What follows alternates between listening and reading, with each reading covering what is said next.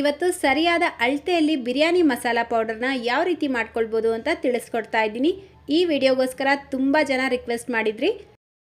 ಈ ಒಂದು ಬಿರಿಯಾನಿ ಮಸಾಲ ರೆಡಿಯಾಗಿದ್ದರೆ ನೀವು ಮಾಡುವಂಥ chicken biryani, mutton biryani, rice ಬಾತ್, ಟೊಮೆಟೊ ಬಾತ್, ನೀವು ಯಾವುದೇ ರೆಸಿಪಿ ಮಾಡಿದ್ರೂ ಈ ಬಿರಿಯಾನಿ ಮಸಾಲ 1 ಟೀ ಸ್ಪೂನ್ ಹಾಕಿದ್ರೆ ಸಾಕು. ಅದರ ಫ್ಲೇವರು ಟೇಸ್ಟು ಅಷ್ಟು ಚೆನ್ನಾಗಿರುತ್ತೆ.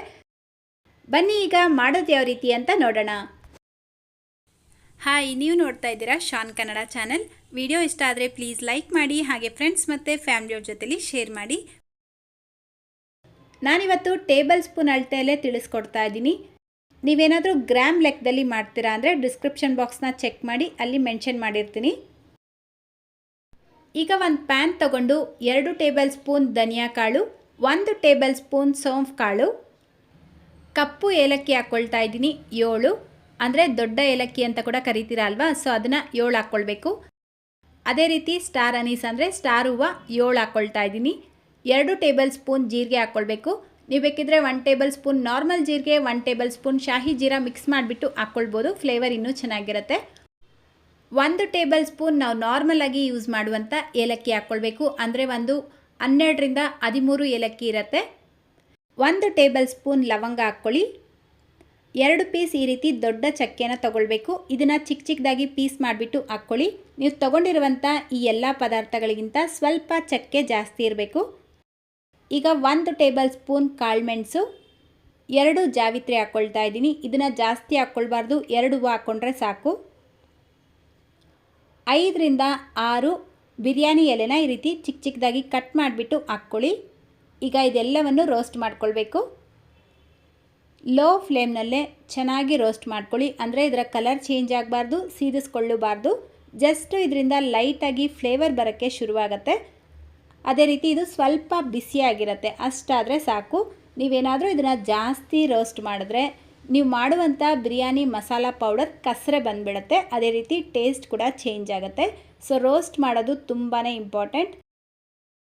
ಒಂದೇ ಸಲ ತುಂಬ ಜಾಸ್ತಿ ಬಿರಿಯಾನಿ ಮಸಾಲ ಪೌಡರ್ನ ಮಾಡಿ ಇಟ್ಕೊಳ್ಳೋದಕ್ಕಿಂತ ಈ ರೀತಿ ಸ್ವಲ್ಪ ಮಾಡಿಕೊಂಡ್ರೆ ಇದರ ಫ್ಲೇವರ್ ಚೆನ್ನಾಗಿರುತ್ತೆ. ಮಂತ್ಲಿ ಒನ್ಸ್ ಅಥವಾ 2 ಮಂತ್ಸ್ ಒನ್ಸ್ ಮಾಡಿಟ್ಕೊಳ್ಳೋದ್ರಿಂದ ಇದರ ಫ್ಲೇವರು ಚೆನ್ನಾಗಿರುತ್ತೆ, ಫ್ರೆಶ್ ಆಗೂ ಇರುತ್ತೆ. ನಾನು ತಿಳಿಸಿರುವಂಥ ಅಳತೆಯಲ್ಲಿ ನೀವು ಬಿರಿಯಾನಿ ಮಸಾಲ ಪೌಡರ್ನ ಮಾಡಿಟ್ಕೊಂಡ್ರೆ ಕರೆಕ್ಟಾಗಿ 1ರಿಂದ 2 ತಿಂಗಳು ಯೂಸ್ ಮಾಡ್ಕೊಳ್ಬೋದು. ಅಂದರೆ ನೀವು ಯೂಸ್ ಮಾಡೋದ್ರ ಮೇಲೆ ಡಿಪೆಂಡ್ ಆಗಿರುತ್ತೆ. ನೋಡಿ, ಕರೆಕ್ಟಾಗಿ ನಾನಿಲ್ಲಿ 3ರಿಂದ 4 ನಿಮಿಷ ಲೋ ಫ್ಲೇಮ್ನಲ್ಲೇ ರೋಸ್ಟ್ ಮಾಡ್ಕೊಂಡಿದ್ದೀನಿ. ಇದರ ಬಣ್ಣ ನೋಡ್ಬೋದು, ಸ್ವಲ್ಪನೂ ಚೇಂಜ್ ಆಗಿಲ್ಲ. ಈಗ ಗ್ಯಾಸ್ ಫ್ಲೇಮ್ನ ಆಫ್ ಮಾಡಿಬಿಟ್ಟು ಇದನ್ನು ಪೂರ್ತಿಯಾಗಿ ತಣ್ಣಗೆ ಮಾಡ್ಕೊಳ್ಬೇಕು.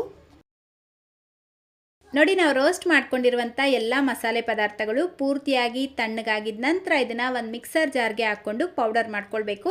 ಫೈನ್ ಪೌಡರ್ ಮಾಡ್ಕೊಳ್ಬಾರ್ದು, ಸ್ವಲ್ಪ ಲೈಟಾಗಿ ತರ್ತರಿಯಾಗಿ ಪೌಡರ್ ಮಾಡ್ಕೊಳ್ಳಿ. ನೋಡಿ, ಈ ರೀತಿ ಸ್ವಲ್ಪ ಲೈಟಾಗಿ ತರ್ತರಿಯಾಗಿ ಪೌಡರ್ ಮಾಡಿಕೊಂಡು ಒಂದು ಪ್ಲೇಟ್ಗೆ ಹಾಕ್ಕೊಳ್ಳಿ. ನೆಕ್ಸ್ಟ್ ಇದಕ್ಕೇನೆ 1.5 ಟೇಬಲ್ ಸ್ಪೂನ್ ಅಚ್ಕಾರದ ಪುಡಿ, 1 ಟೇಬಲ್ ಸ್ಪೂನ್ ಅರಿಶಿನ ಹಾಕ್ಕೊಂಡು ಚೆನ್ನಾಗಿ ಮಿಕ್ಸ್ ಮಾಡ್ಕೊಳ್ಳಿ. ಈಗಾಗಲೇ ನಮ್ಮ ಚಾನಲಲ್ಲಿ ಸಾಂಬಾರ್ ಪೌಡರ್, ಚಿಲ್ಲಿ ಪೌಡರ್, ಧನಿಯಾ ಪೌಡರ್ ರೆಸಿಪಿನ ಶೇರ್ ಮಾಡಿದ್ದೆ.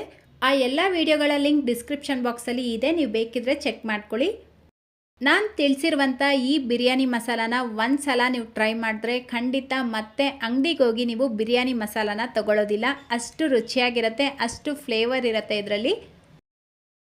ಸೊ ನೋಡಿ, ಅಷ್ಟೇ. ಈಗ ನಮ್ಮ ಬಿರಿಯಾನಿ ಮಸಾಲ ರೆಡಿಯಾಗಿದೆ. ಇದರ ಫ್ಲೇವರ್ ಮಾತ್ರ ಘಮ ಅಂತ ಇದೆ.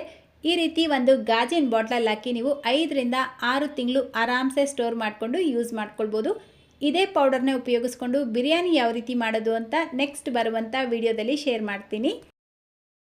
ಸೊ ಇವತ್ತಿನ ಈ ವಿಡಿಯೋ ನಿಮ್ಮೆಲ್ಲರಿಗೂ ಇಷ್ಟ ಆಗಿದೆ ಅಂತ ಅಂದ್ಕೊಳ್ತೀನಿ. ಇಷ್ಟ ಆಗಿದ್ರೆ ಲೈಕ್, ಶೇರ್ ಮಾಡೋದ್ರ ಜೊತೆಗೆ ಚಾನಲ್ಗೆ ಹೊಸದಾಗಿ ವಿಸಿಟ್ ಮಾಡಿದರೆ ಸಬ್ಸ್ಕ್ರೈಬ್ ಮಾಡಿಕೊಂಡು ಪಕ್ಕದಲ್ಲೇ ಬರೋ ಬೆಲ್ ಐಕನ್ನ ಕ್ಲಿಕ್ ಮಾಡಿ ಆಲ್ ಅನ್ನೋ ಆಪ್ಷನ್ನ ಕ್ಲಿಕ್ ಮಾಡ್ಕೊಳ್ಳಿ.